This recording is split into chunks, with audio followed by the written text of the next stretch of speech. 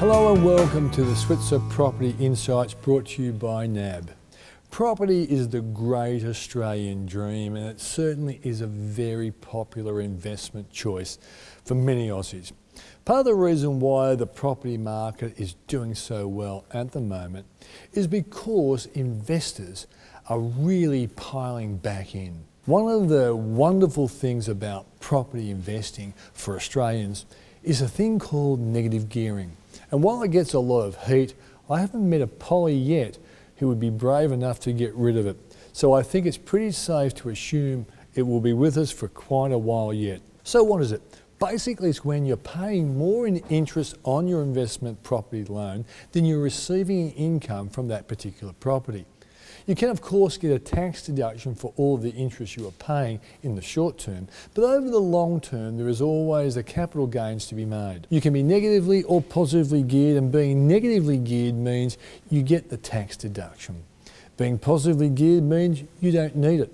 Let's walk through an example. Let's say you've bought a property worth $350,000 with a mortgage of $310,000 and an interest rate of 7%.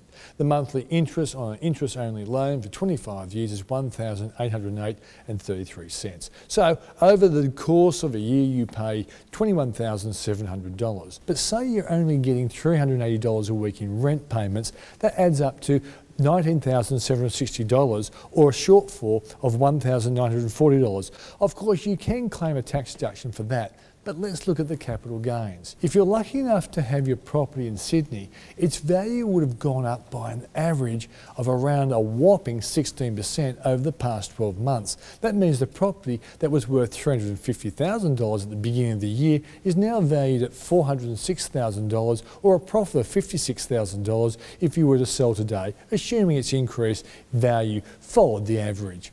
So you might have had to pay out an extra $1,940 in interest during the year, but overall you come out $54,060 ahead. Of course, gains and losses can fluctuate from year to year and can only be realised when you actually sell the property.